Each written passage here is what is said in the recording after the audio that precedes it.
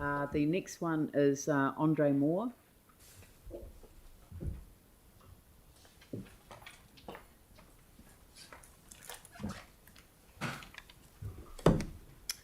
Good afternoon. Thank you very much for having me. So I'm here to speak to you about my submission, in particular the Milne Sparks Sutherlands Road intersection. I just want to start by talking about the struggles I've had with accessing information about the details in the annual plan and this project in particular. So I never got to see the annual plan until the day it went out for public consultation, and this project was there and beyond 2025, namely the 27-28 year.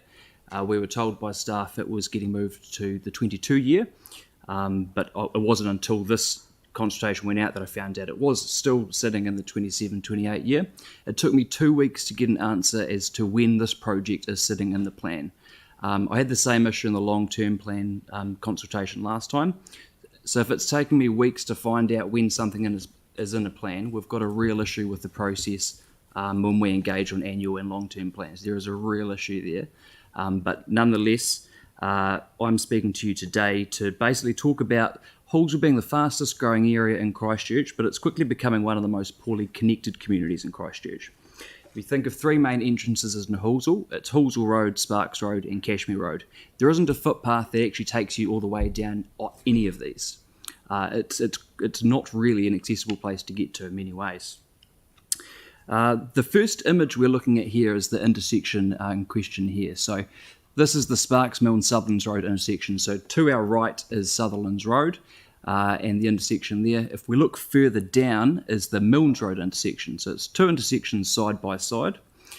And this isn't actually taken at peak hour either. It does get even busier than this. So behind that great big tree in the middle there is a large retirement village being built. Not a small retirement home, we're talking a large retirement village.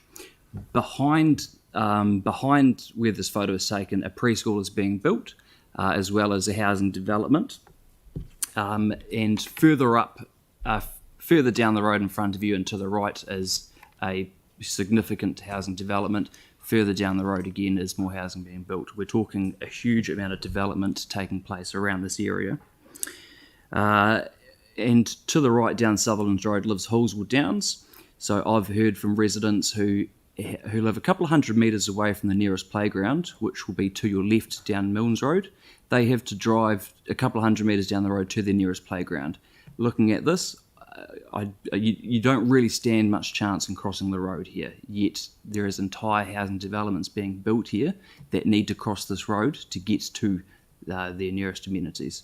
If we go to the second image, this here is the pedestrian access for residents living in Sutherlands Road housing developments.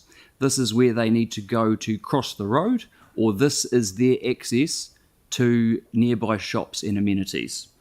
So if someone's in a wheelchair, walking frame, mobility scooter, crutch, as you can see, they don't stand much chance of actually making it to their nearby shops. And they're not just having to wait weeks for this access, they're being told that they potentially need to wait years for this access.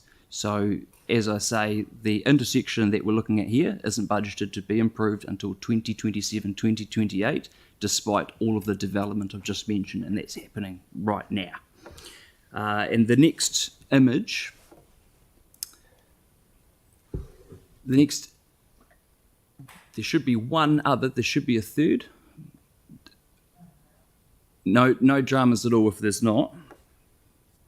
There was a third there, which just showed the blind turnout from Milnes Road, but that's all right. So interestingly enough, Sparks Road, there we go. So that's the blind turnout from Milnes Road. So we're looking at a turnover there. It's a 60k road, but it's very easy for cars to end up doing 70 or 80 coming head on from where you see there. So interestingly enough, the Sparks Road improvements are budgeted over the next 2 years. However, for some reason, this intersection right smack bang in the middle of those improvements isn't budgeted to be improved for another 5 years. It makes fairly little sense, and I imagine doing it this way will cost a lot more in the long run, having to come back a few years later and start a lot of things from scratch. So in us building all these new subdivisions, the way our budgets read currently is sort of sending a signal that to property developers, new residents in the area, that all the money paid for rates and development contributions, the money all comes in but isn't going to be spent for another good few years in this area where it needs to be. We're not talking just weeks or months, we're talking years. So if council is serious about its climate goals, then we can't build new subdivisions, tell families they'll need to keep driving to the nearest playground for another 5 years. If council is serious about our commitments to the disabled community, our older residents, and making our city accessible for all, we can't go building new subdivisions and tell communities they'll be trapped in their own homes and not be able to access nearby amenities or cross the road safely for another few years. That's ultimately what we're doing here. Not everyone has the privilege of being able to jump in a car and drive somewhere either. I'd note that this intersection is actually nowhere near any bus stops either, as is the case with, unfortunately, many communities in Halsall. I myself am over a kilometre away from the nearest bus stop to town. So if council's serious about safe roads, we can't delay improvements to this intersection for another 5 years. So I'm urging you to bring the improvements of this intersection forward to the 2022-2023 year. Our community is not prepared to wait another 5 years. Thank you.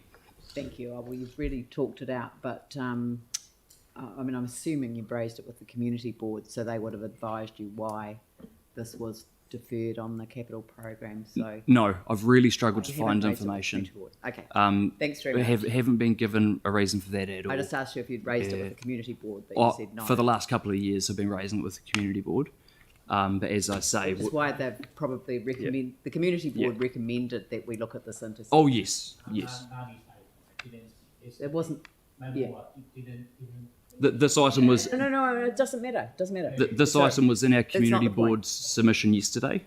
That's right. Yeah, it was in the submission that you saw yesterday. Yeah, it was. Yeah, and there was another resident who came and submitted as well. Yes. Okay, That's thank you right. very much. Thank you very much. Right, the next item is we've got a bit of a break. Is Eric here? Nick here? No. Okay. Unfortunately, I've tried to bring people forward, but we just can't. Okay, so we're gonna adjourn the meeting until 3 o'clock.